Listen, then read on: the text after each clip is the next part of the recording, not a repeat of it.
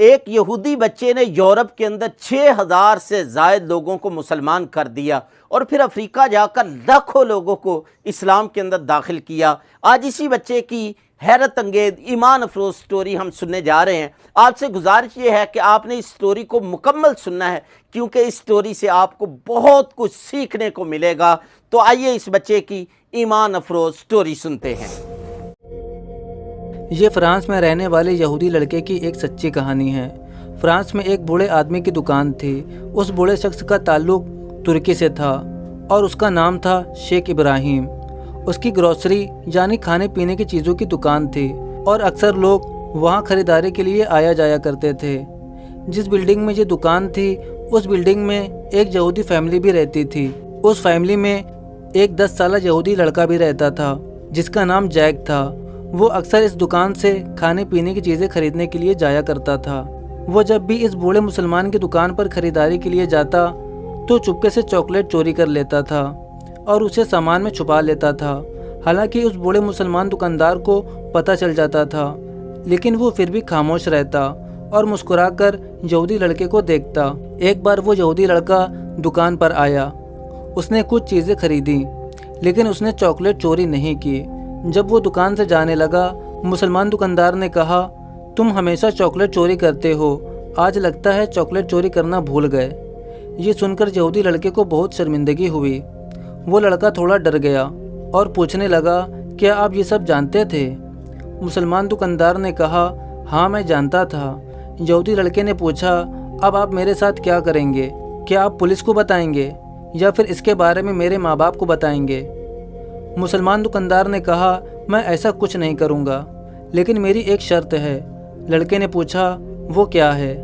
مسلمان دکاندار نے کہا، آج کے بعد آپ میری دکان سے یا کہیں اور سے بھی کوئی بھی چیز چوری نہیں کرو گے۔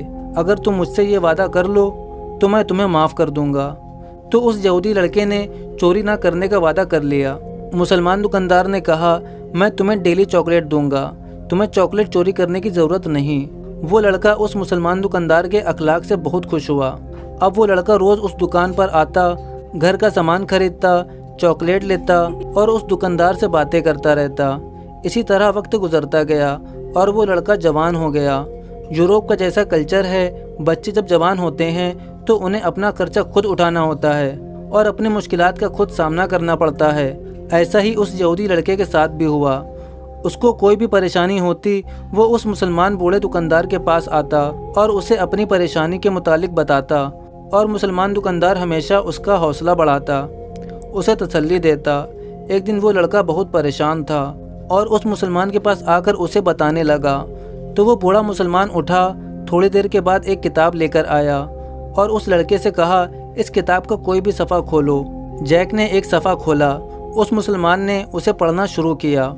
2 صفحے پڑھی اور پھر جو کچھ بھی پڑھا اس کی تفصیل اس لڑکے کو سمجھائی اور پھر اس یہودی لڑکے کو اس کی پریشانی کا حل بتانے لگا۔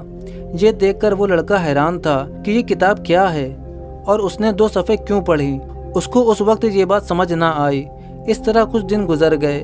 ایک دن جیک دکان پر آیا لیکن وہ بوڑھا مسلمان دکان پر نہ تھا۔ جیک نے پوچھا تو معلوم ہوا کہ وہ بوڑھا مسلمان بیمار ہو گیا تھا، اب وہ مر چکا ہے۔ یہ سن کر جیک اس مسلمان کے گھر گیا تاکہ اس کے بیٹوں کی تعزیت کرے اور اس کے لیے دعا کرے۔ جب وہ بوڑھے مسلمان کے بیٹوں سے ملنے ان کے گھر گیا تو ان کے بیٹوں نے کہا کہ ہمارے ابو نے یہ کتاب دی ہے اور کہا تھا کہ یہ کتاب جیک کو دے دینا، یہ میری طرف سے اس کے لیے تحفہ ہے۔ اور وہ کتاب قرآن مجید تھی۔ جیک قرآن کو لے کر گھر آیا اور اسے الماری میں رکھ دیا۔ اب جیک کو جب بھی پریشانی ہوتی اس بوڑھے مسلمان کی یاد آتی اور اسے وہ واقعہ بھی یاد آتا کہ کیسے اس نے قرآن مجید کو کھول کر پڑھا اور پھر پریشانی کا حل بتایا۔ اس نے قرآن کو کھول کر دیکھا لیکن وہ عربی میں تھا اور جیک کو عربی نہیں آتی تھی۔ اس نے سوچا اسے کسی مسلمان کے پاس جا کر اسے پڑھنا چاہیے اور وہ کسی مسلمان کو تلاش کرنے لگا۔ آخر وہ انڈونیشیا کے ایک مسلمان سے ملا جس کو عربی اور فرینچ آتی تھی۔ اس نے کہا، میں یہ 2 صفحے پڑھنا چاہتا ہوں، تم کوئی سی بھی 2 صفحے پڑھو اور اس کا مطلب مجھے سمجھا دو۔ اس مسلمان نے قرآن مجید کے 2 صفحے پڑھے اور اس کا ترجمہ اسے بتایا۔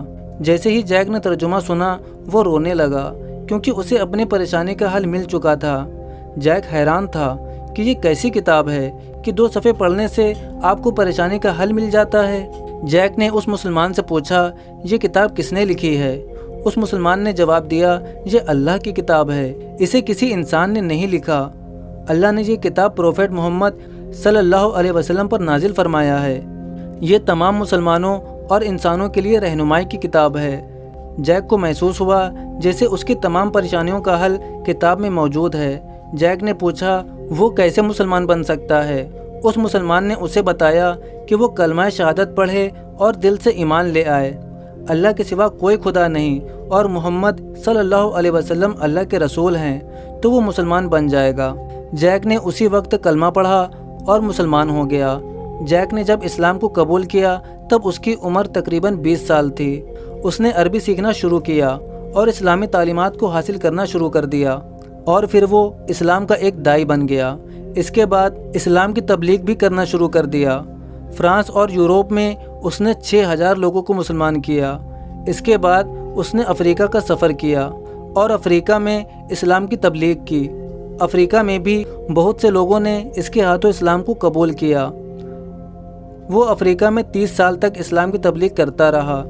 2003 میں اس کی وفات ہوئی۔ اس کی وجہ سے لاکھوں لوگوں نے اسلام کو قبول کیا تھا۔ سبحان اللہ۔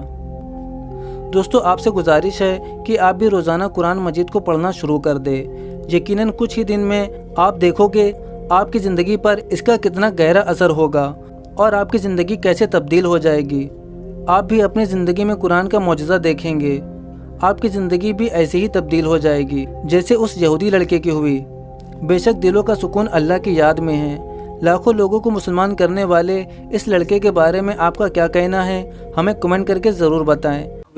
اس کی وجہ سے لاکھوں لوگوں نے اسلام کو قبول کیا تھا۔ سبحان اللہ۔ اس سٹوری کے اندر میرے اور آپ کے لیے، تمام مسلمانوں کے لیے سب سے بڑا سبق یہ ہے کہ ہم قرآن مجید کو اچھے طریقے سے پڑھنا سیکھیں، پھر اس کا ترجمہ، پھر اس پر عمل، پھر اس کو دوسروں تک جتنا ہو سکے پہنچائیں۔ یہ قرآن مجید کے بطور مسلمان کے ہمارے اوپر یہ حق ہیں کہ سب سے پہلے اس کو اچھے طریقے سے پڑھیں، پھر اس کو سمجھیں، پھر اس پر عمل کریں اور پھر اس کو دوسروں تک پہنچائیں۔